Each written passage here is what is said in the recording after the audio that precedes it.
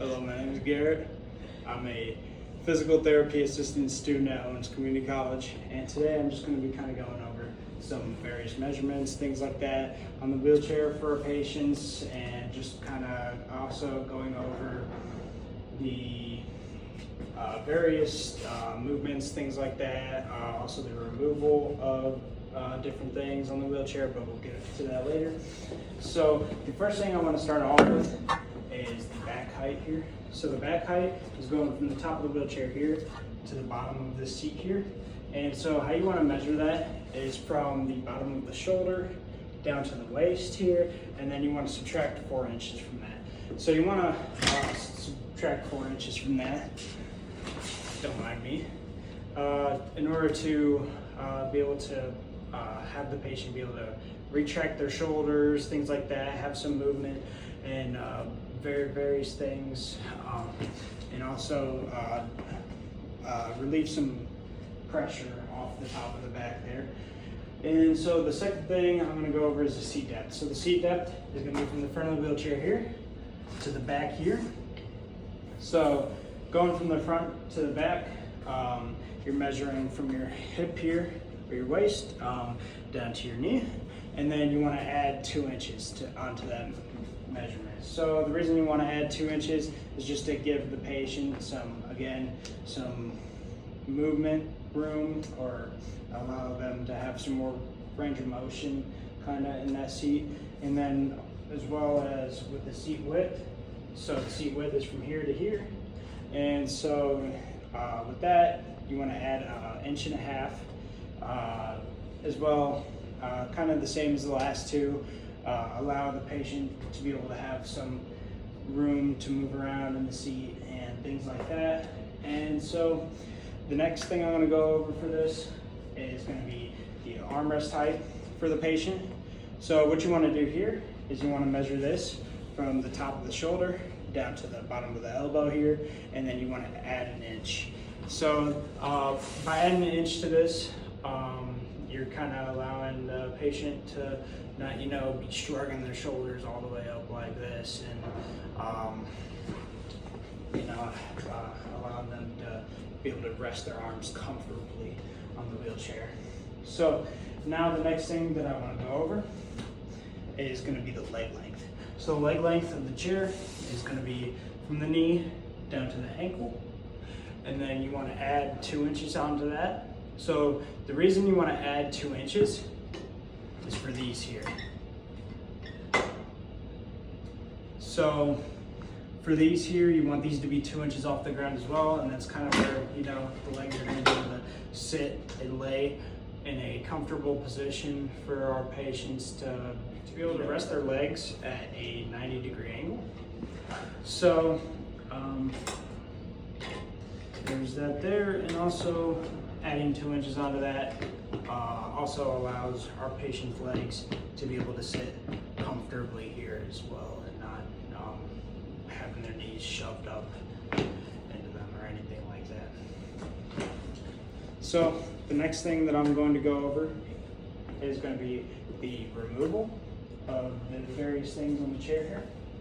So the first thing kind of about this chair is it's a little bit different than other wheelchairs. So it has these back leg rests here where patients are sitting their legs and things like that. And so one kind of unique option is the patient, if you move this little lever right here, some of them will have this.